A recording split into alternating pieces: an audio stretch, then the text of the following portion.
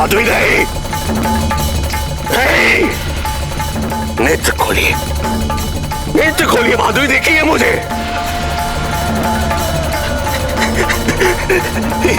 इतना रुष्ट नहीं होते माधुरी। आपने मुझे माधुरी की सौगंध देके रोका था ना, मैंने उसका मान रखा महाराज। मैं माधुरी को कोई भी हानि नहीं पहुंचाने देना चाहता था। मैं आपकी सौगंध का मान रखने के लिए उस युद्ध क्षेत्र में नहीं गया। मुझे इतना बड़ा दंड कैसे दे सकती है आप? ये दंड मुझे स्वीकार्य नहीं है माधुरी। उठिए, उठिए, आपको आना होगा। ये मेरा आदेश है, उठिए।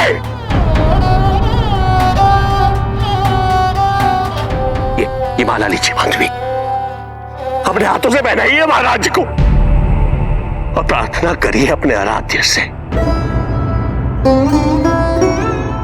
जैसे पिपलाद ने प्रार्थना की। मैंने देखा था, यदि त्रिदेव चाहे तो मृत व्यक्ति को भी जीवित कर सकते हैं, उनमें इतना सामर्थ्य है। और आप तो नारायण की भक्त है। माधुरी उठिए, माधुरी मैंने कहा उठिए, देखिए।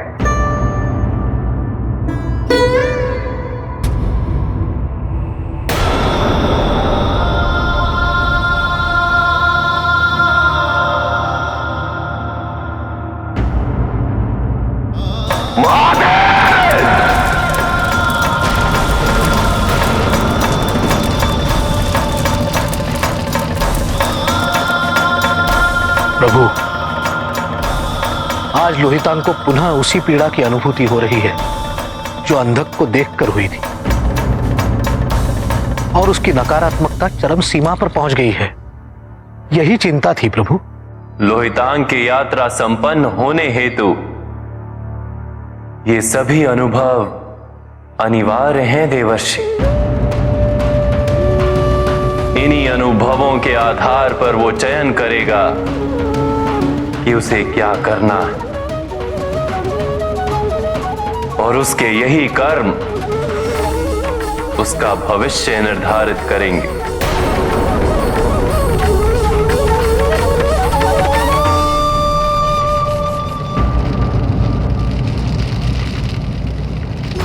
तुम पर मेरा विश्वास, अपने आराध्य के प्रति मेरी भक्ति, त्रिदेव के न्याय प्रति मेरी आस्था और मेरे पतिव्रत की पवित्रता, सब इनके भांति बिखर गया। जो आराध्य अपने भक्त को प्राण त्यागते देख सके, वो आराध्य कहलाने योग्य नहीं। मैं अपनी बांधवी और महाराज शंखचूड़ की मृत्यु व्यर्थ नहीं जाने दूंगा। मैं दोनों के साथ हुए विश्वासघात, उनके साथ हुए छल का प्रतिशोध अवश्य लूंगा।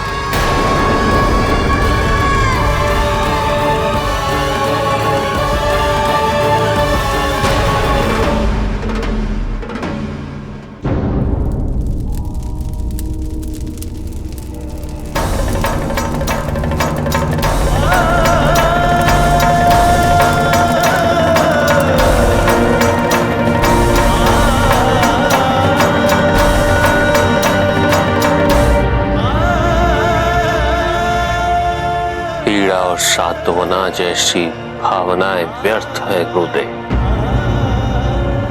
समय आ गया है कर्म का, परिणाम का। नादधीनम जगत सर्वम, नादधीनम जगत सर्वम, नादधीनम जगत सर्वम। शमशान की भूमि से ही महादेव ने मेरे जीवन का आरंभ किया था, और अब मैं शमशान से ही महादेव के अंत का आरंभ करूंगा।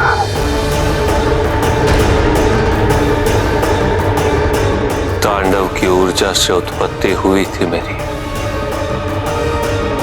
और अब उसी ऊर्जा के माध्यम से स्वयं विनाश होगा महादेव का। मैं जानता हूं गुरुदेव की महादेव की मृत्यु संभव नहीं, तो लोहितांग उन्हें एक ऐसे जाल में उलझाएगा कि उससे बाहर निकलना उनके लिए संभव नहीं। तांडव।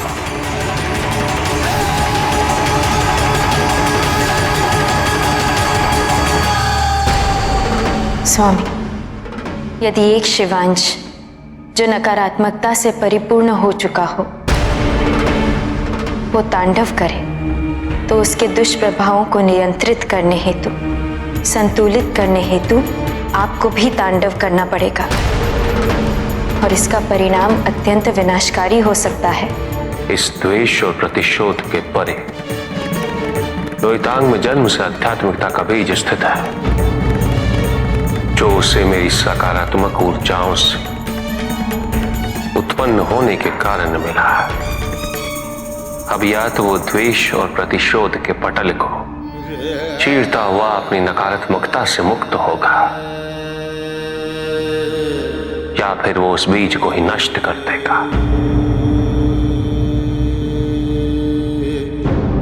तांडव, विनाश का वो नृत्य जिसके नाद में समस्त सृष्टि का अंत करने की क्षमता है, और देवों के देव महादेव को सम्मोहित करने की शक्ति भी। नादधीनम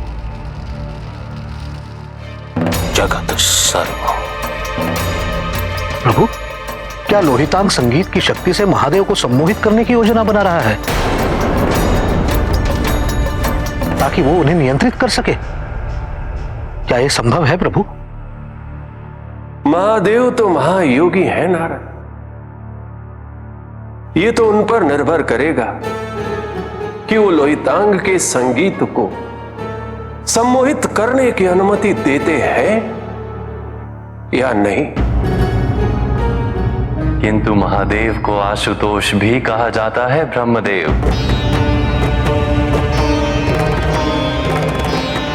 वो तो बेल पत्र से भी प्रसन्न हो जाते हैं।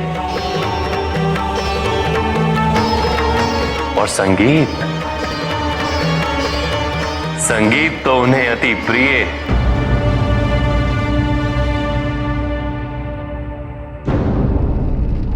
ऐसा शत्रु नहीं होना चाहिए महादेव जिसके पास खोने के लिए कुछ ना हो,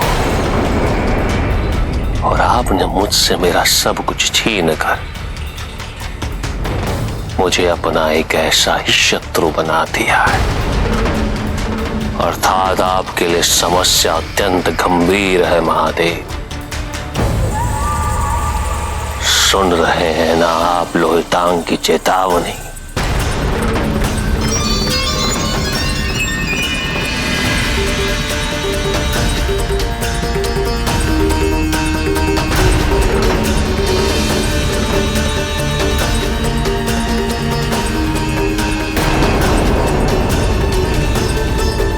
लोहितांग के तांडव की ऊर्जा जिसे वो आप ही के विरुद्ध प्रयोग करना चाहता है, उस ऊर्जा को हम सभी निष्प्रभाव कर सकते हैं। मैं तुम्हारी चिंता समझता हूं पार्वती, किंतु अब इस घटनाक्रम की पूर्ति हेतु यही आवश्यक है कि लोहितांग का सामना मैं स्वयं करूं। यदि वो तांडव की ऊर्जा का दुरुपयोग करना चाहता है तो उसे निष्प्रभाव करने का कार्य मुझे स्वयं करना होगा। यदि तुम सभी इस प्रक्रिया में सम्मिलित होना चाहते हो तो मुझे कोई आपत्ति नहीं।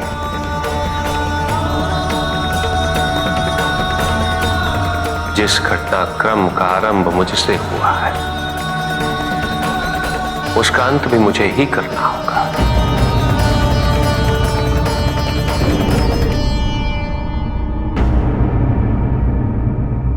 मैं किस पर विश्वास करूं? इस मूर्ति पर जो मुझे अपनी ओर आकर्षित कर रही है, या फिर उस आकृति पर जो मेरे मन में वास करती आई है, जिसके प्रति मुझे केवल घृणा है?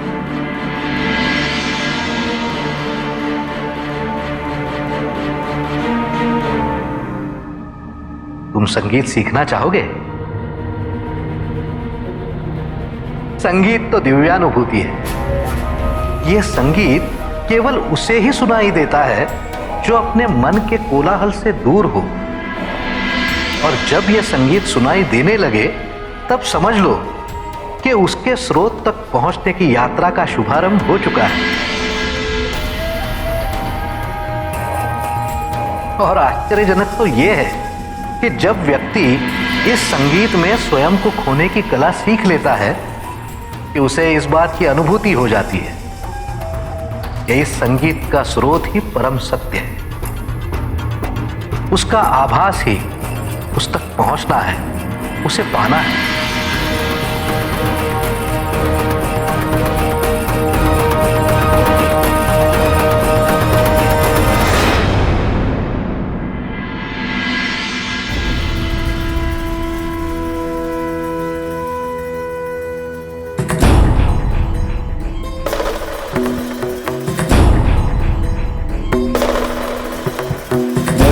न पारं ते परमविदुषो यद्य सदृशि श्रुतिर्ब्रह्मादिनामपि तदवसन्नास्त्वयि गिरः अथावाच सर्वं स्वमतिपरिणामवधिगृह्णन्।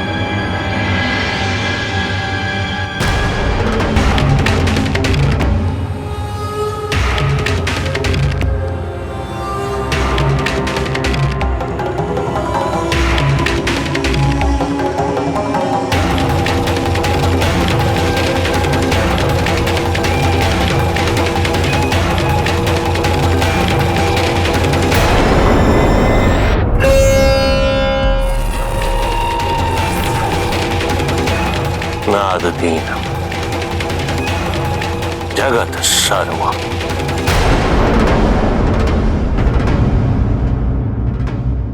पिताजी, आज तक मैंने कई युद्ध देखे, किंतु ये युद्ध विचित्र है, जो अस्त्र शस्त्रों से नहीं अपितु संगीत की ऊर्जा से लड़ा जाएगा। और कहीं ना कहीं इसका दोषी मैं भी हूं। वर्षों पूर्व मैंने ही देवऋषि नारद से यह निवेदन किया था कि वो लोहितांग को संगीत सिखाए। मुझे लगा था कि संगीत लोहितांग को आपके समीप लाएगा। यदि उस समय मुझे यह ज्ञात होता कि लोहितांग इस संगीत की कला को आपके विरुद्ध। नहीं कार्तिकेय, इसमें तुम्हारा कोई दोष नहीं है पुत्र। तुम्हारा ये सोचना भी उचित था कि लोहितांग स्वयं संगीत के माध्यम से मेरे समीप आएगा। क्योंकि संगीत समस्त लोकों के जीवों को एक सूत्र में जोड़ने का माध्यम है। इस समय हमें केवल यह सोचना है, जो भी परिणाम होगा उसका सामना करने के लिए सभी को क्या भूमिका निभानी होगी। यदि ये युद्ध संगीत की शक्ति से होना ही निश्चित है, तो वाद्य हमारे अस्त्र होंगे।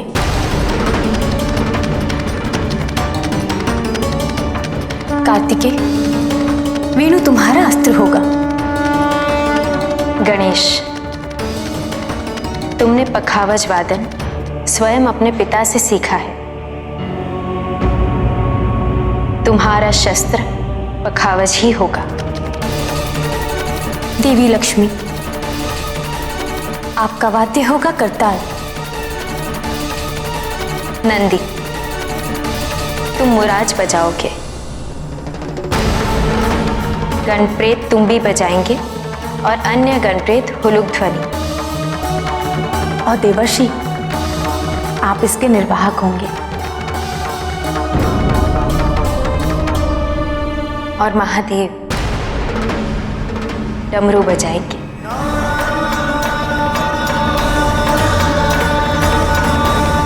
नाद अधीनम जगत सर्वम। नारायण नारायण।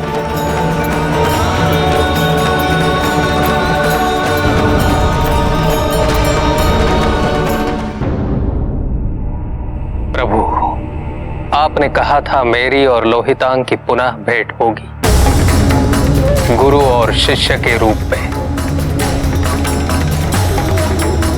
ऐसा प्रतीत हो रहा है कि इस यज्ञ में मेरी अंतिम आहुति का समय आ चुका है, जिसके उपरांत आपके द्वारा लोहितांग का शुद्धिकरण निश्चित है। शुद्धिकरण? हाँ मां, शुद्धिकरण। और आपके शुद्धिकरण के लिए आपका महादेव से मुक्ति पाना यह आवश्यक है, अनिवार्य है। लोहितांग, ये तुम क्या कह रहे हो? पुत्र, तुम्हें ज्ञात भी है कि यदि तुम और महादेव एक साथ तांडव करोगे तो इससे सबसे अधिक पीड़ा हमें होगी, क्योंकि शिव और शिवांश के तांडव का परिणाम निश्चित ही प्रलय है पुत्र। अर्थात तुम्हारी माता का विनाश निश्चित है पुत्र। क्या ये ज्ञात होने के पश्चात भी तुम अपनी माता की पीड़ा के निमित्त बनना चाहोगे पुत्र? मां, मैं आपको क्या समझाने का प्रयास कर रहा हूं और आप क्या समझ रही हैं? महादेव को अपना आराध्य मानकर आप उनके अधीन हो चुकी हैं मां। उन पर आप आश्रित रहने लगी हैं। कृतज्ञता का भाव है आपका अपने महादेव के प्रति मां। क्यों, किस लिए? मैं आज अपनी मां को इस कृतज्ञता के भाव से मुक्त करना चाहता हूं, स्वतंत्र करना चाहता हूं। समझने का प्रयास करें मां। अपने तांडव, अपने डमरू के नाद और अपनी ऊर्जा से महादेव ने समस्त लोगों पर अपना वर्चस्व बनाए रखा है मां। आदिकाल से सभी भयभीत रहते हैं महादेव से। यदि वो कुपित हुए तो तांडव करने लगेंगे, सब नष्ट हो जाएगा।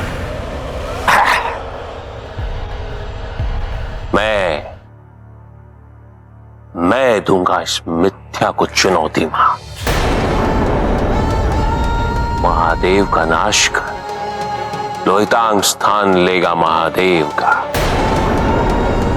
और मैं दिखाऊंगा इस संसार को कि मुक्त होने का आनंद क्या होता है मां।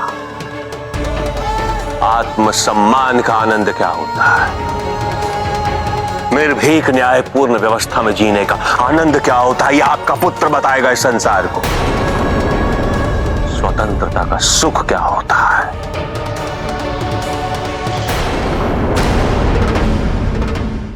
पुत्र, तुम्हें ये समझना आवश्यक है कि हमारा अस्तित्व ही महादेव से संबद्ध है, क्योंकि महादेव हमारे आराध्य हैं।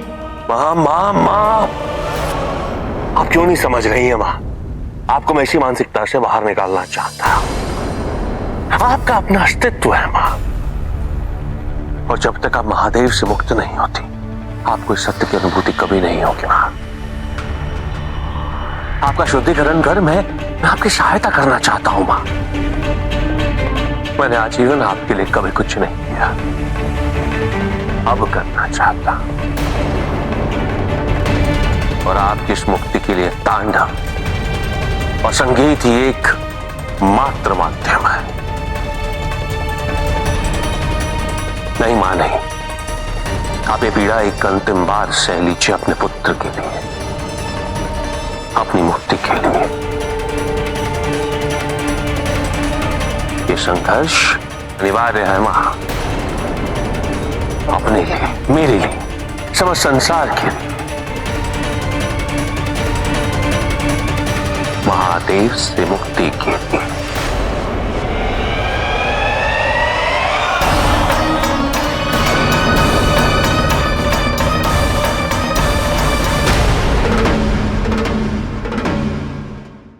महादेव का नाश कर लोहितांग स्थान लेगा महादेव का,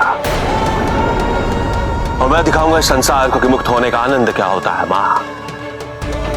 निर्भीक न्यायपूर्ण व्यवस्था में जीने का आनंद क्या होता है, ये आपका पुत्र बताएगा इस संसार को।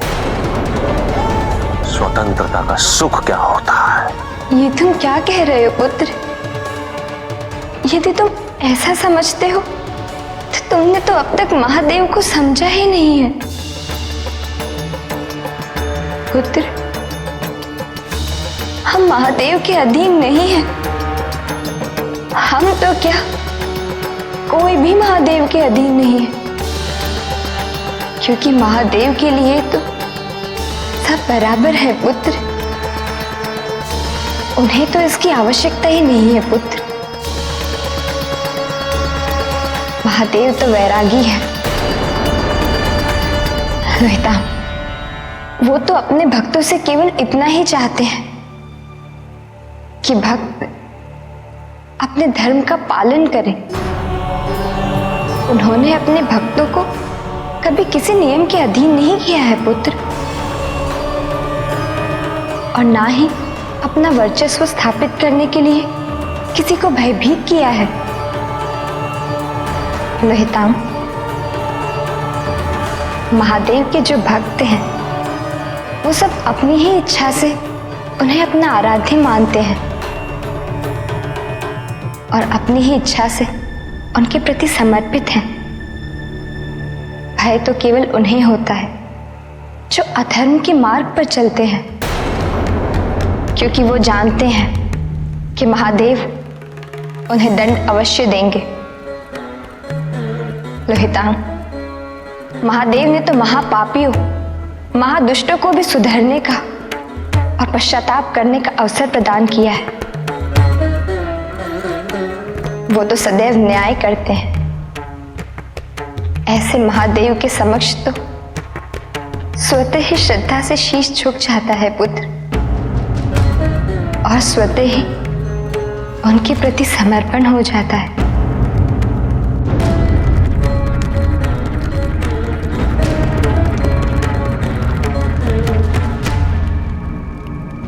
यहीं आरंभ हुआ था।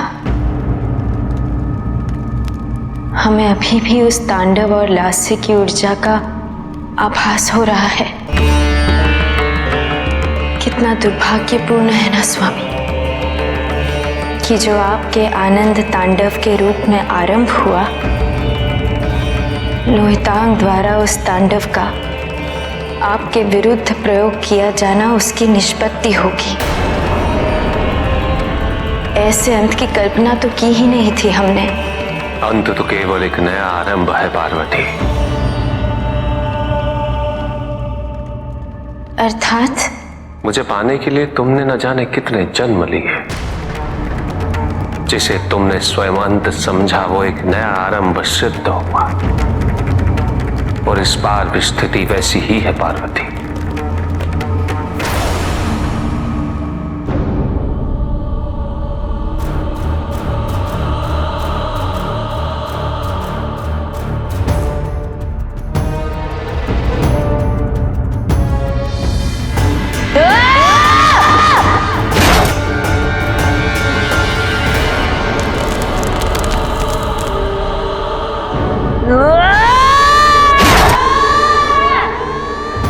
जब तक विवेक पर आश्रित था अन्याय हुआ, अब क्रोध ही विजय दिलाएगा। अब लोहितांग का क्रोध करेगा उस निर्दयी महादेव को। किंतु स्वामी, हमें ये देखकर व्याकुलता होती है कि संगीत से पुनः संबद्ध होकर भी लोहितांग में इतनी नकारात्मकता क्यों है? क्यों उस संगीत का प्रयोग आपके विरुद्ध करना चाहता है?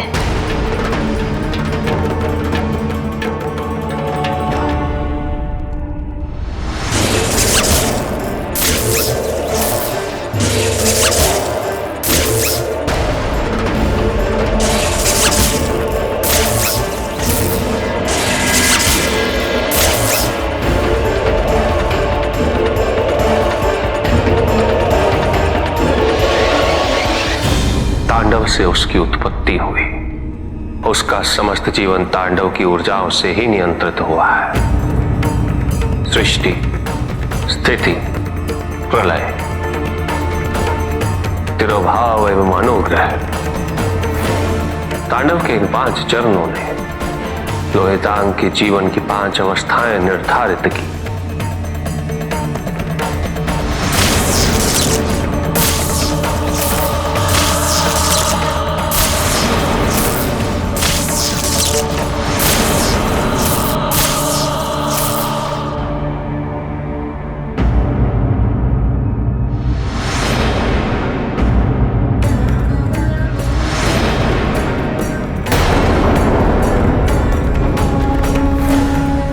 सृष्टि अर्थात सृजन,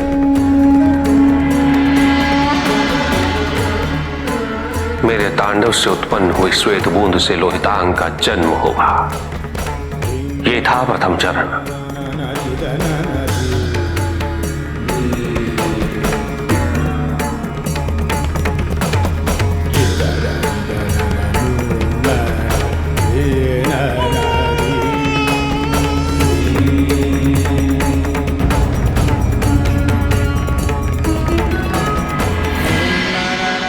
स्थिति अर्थात स्थिरता, संरक्षण, जन्म की परिस्थितियों के परिणाम स्वरूप जो ऊर्जाएं उसमें विद्यमान थी उनका संरक्षण, उनका उचित पोषण आवश्यक था। और वो प्रेम और वात्सल्य केवल मां से ही प्राप्त हो सकता था। इसलिए उसके जीवन में स्वयं पृथ्वी का आगमन हुआ। ये महादेव का प्रसाद मुझ पर गिरा है, इसे उठाने का अधिकार भी मुझे ही मिलना चाहिए ना? हाँ पार्वती, देवी पृथ्वी तो सबका भार उठाती, मेरे नृत्यों के आघात भी सहन करती। इस शिवांश पर पृथ्वी देवी का ही अधिकार है। मैं लोहितांग को अपनी आकर्षित करने की शक्ति, अपनी सहनशीलता और ज्ञान को धारण करने की क्षमता का आशीर्वाद देती हूँ।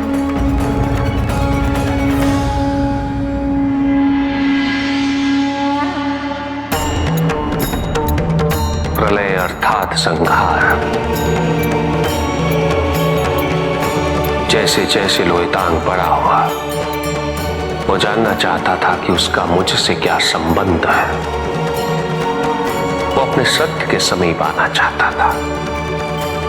आत्मबोध के समीप पहुंच चुका था लोहितांग, और इसी समय अंधक ने उसे भ्रमित कर उससे उसका संगीत, उसकी सकारात्मकता सब छीन ली।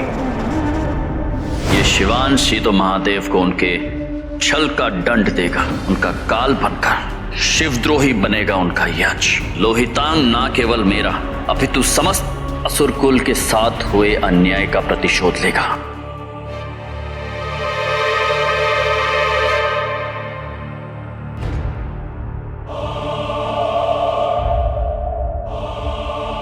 लोहितांग, अब प्रतिदिन इसी स्थान पर महादेव की प्रतिमा के समक्ष इस संगीत का अभ्यास करना। अवश्य।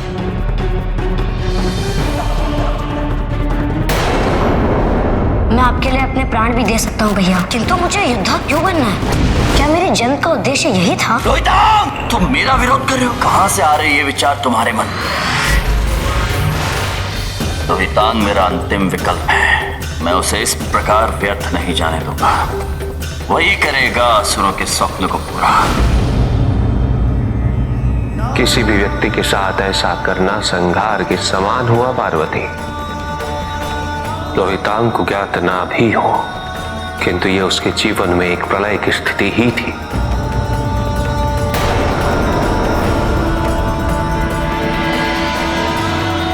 तांडव का चौथा चरण,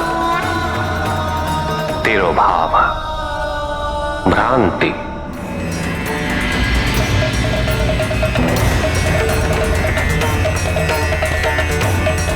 जैसे जैसे लोहितांग ने अपने को क्रोध, द्वेष और प्रतिशोध से पोषित किया, वो यथार्थ से दूर होता चला गया। वो ब्रह्म को सत्य समझने लगा और वास्तविकता को असत्य। मुझे मुक्ति दिलाता। महादेव के अंत के बिना मेरी मुक्ति असंभव है। नहीं भैया, मेरे होते हुए ऐसा मत कहिए।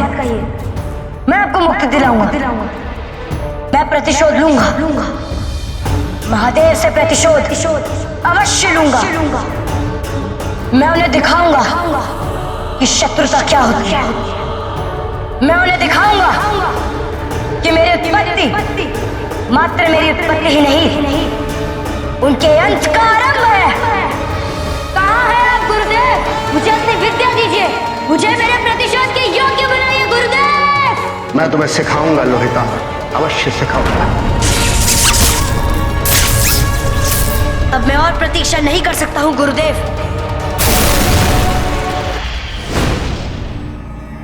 और अंत में अनुग्रह।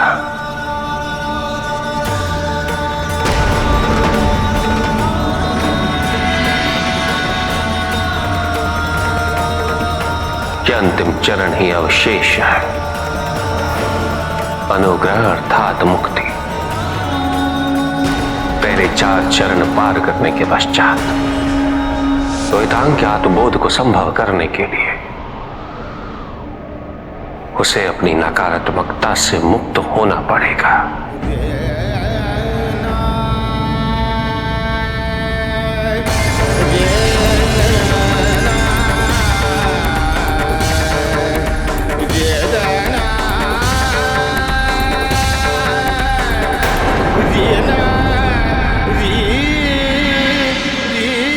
लोहितांग के इस अंतिम चरण की पूर्णता हेतु हमें वो करना होगा जिससे इसकी उत्पत्ति हुई थी।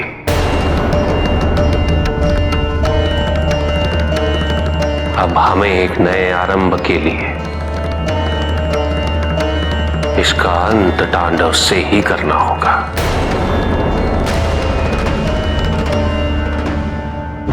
संगीत, नृत्य एवं कला व्यक्ति के आध्यात्मिक विकास को त्वरित करते हैं, ईश्वर के समीप लाते हैं। किंतु लोहितांग, जिसमें शिवांश होने के कारण संगीत निहित है, वो अपनी सभी कलाओं का दुरुपयोग करके महादेव से स्वयं को दूर करना चाहता है। आपने सत्य कहा देवी। लोहितांग ने संगीत से अपना संबंध बाल्यकाल में ही तोड़ लिया था। यदि वो ऐसा नहीं करता तो आज उसका व्यक्तित्व इस व्यक्तित्व के बिल्कुल विपरीत तो होता देवी। और उसे संगीत में रुचि हुई भी तो तब जब वो द्वेष, अविश्वास और प्रतिशोध से भरपूर है। और इसका परिणाम प्रभु? वृक्ष जिन तत्वों से पोषित होता है उसके फल भी उसी सार से परिपूर्ण होते हैं। यदि वो बाल्यकाल में संगीत से विमुख न होता तो अंधक के सानिध्य के पश्चात भी उसकी सोच सकारात्मक होती।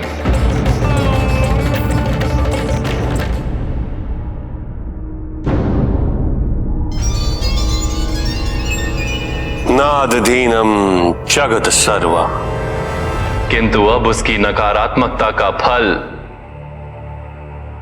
नकारात्मकता से परिपूर्ण होगा।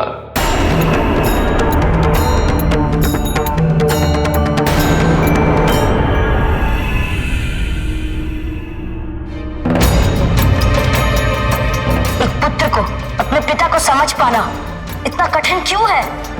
बाल्यकाल में एक समय ऐसा था जब मैं अनेकों प्रश्न लिए आप पर ध्यान केंद्रित करता था, किंतु आपने कभी भी उनका उत्तर नहीं दिया। छोड़ दिया अपने अंश को अकेले भटकने के लिए। एक पिता की भांति तुमने कभी मेरा मार्गदर्शन नहीं किया।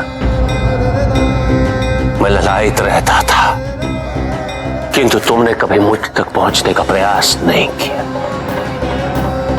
सत्य तो यह भी है कि यदा कदा आपके प्रति मेरे मन में श्रद्धा भी उत्पन्न होती थी,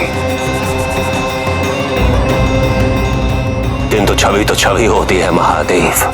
न कभी कुछ कहती थी और ना ही कभी किसी प्रश्न का उत्तर देती थी। ना ही वात्सल्य था और ना ही सानिध्य। किंतु अच्छा ही हुआ कि आपने मुझे उत्तर नहीं, मेरा मार्गदर्शन नहीं किया।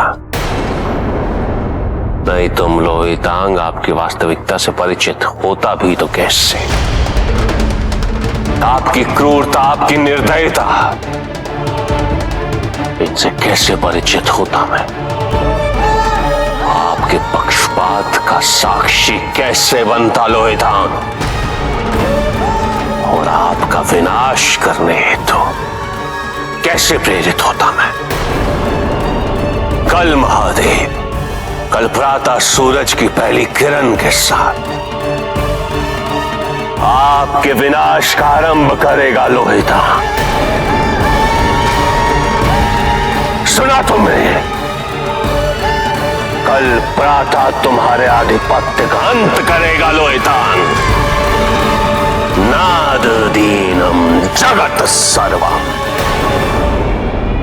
नादधीनम जगत सर्वम।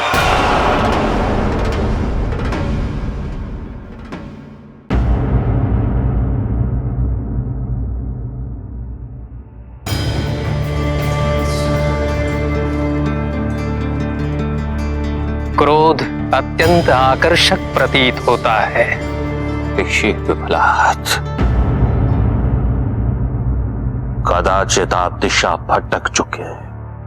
यह आपके पिता ऋषि दधीचि का आश्रम नहीं है जहां अनामंत्रित व्यक्तियों का स्वागत किया जाए। जाइए। मुझे आभास हुआ कि शिवांश ने अपनी संगीत की कला को पुनः जागृत किया है और एक प्रकार से आपका गुरु होने के नाते मैं आपको आशीर्वाद देने आया। और मेरा सौभाग्य देखिए, यहां आने पर शिवांश द्वारा बनाई गई महादेव की इस मूर्ति के दर्शन भी मुझे प्राप्त हुए। मैंने दर्शनार्थ नहीं रखी है ये मूर्ति यहां ऋषि पिपलाद।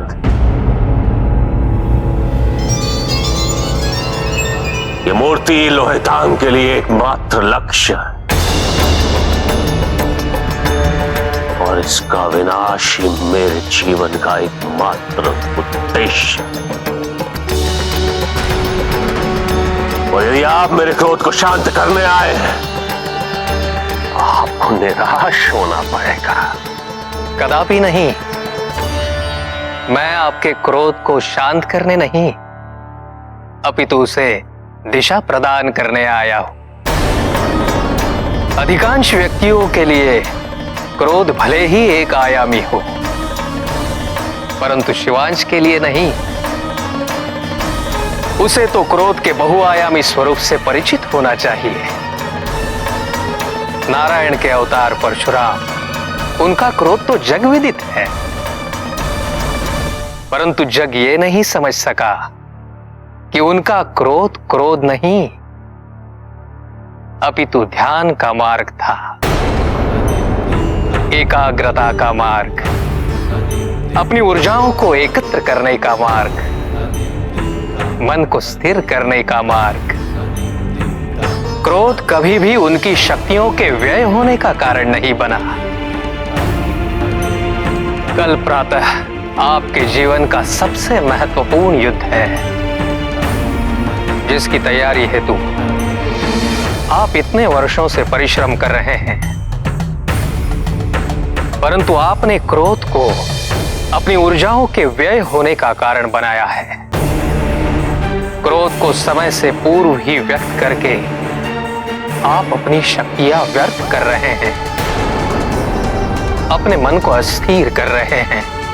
आप कहते हैं ये मूर्ति आपको अपने लक्ष्य, अपने उद्देश्य का स्मरण कराती है, परंतु सत्य तो यह है लोहितांग, इस मूर्ति को देखकर आपके मन में जो क्रोध उत्पन्न हो रहा है, उसकी ऊर्जा का उपयोग ध्यान केंद्रित करने हेतु कीजिए। तुम कहना क्या चाहते हो ऋषि पिपलाद? दिशा दीजिए अपने क्रोध को, उसे अपने सशक्तिकरण का माध्यम बनाइए। यह सरल नहीं है, किंतु आदि योगी के अंश के लिए कठिन भी नहीं होना चाहिए।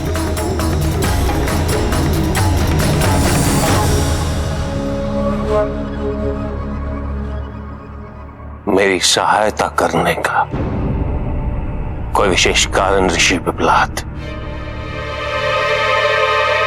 12 ज्योतिर्लिंगों की महिमा से जिस कारण आपको परिचित कराया,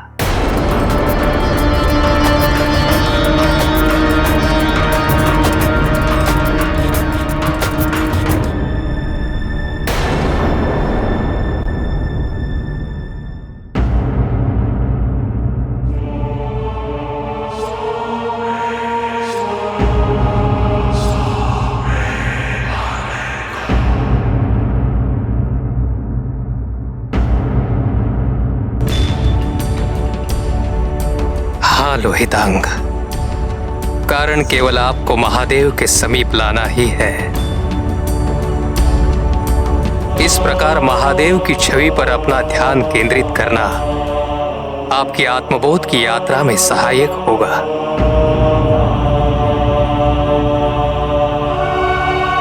प्रभु, मैंने हर संभव प्रयास कर लिया है लोहितांग को दिशा प्रदान करने का। सफल हो पाता हूं या नहीं, ये तो समय ही बताएगा।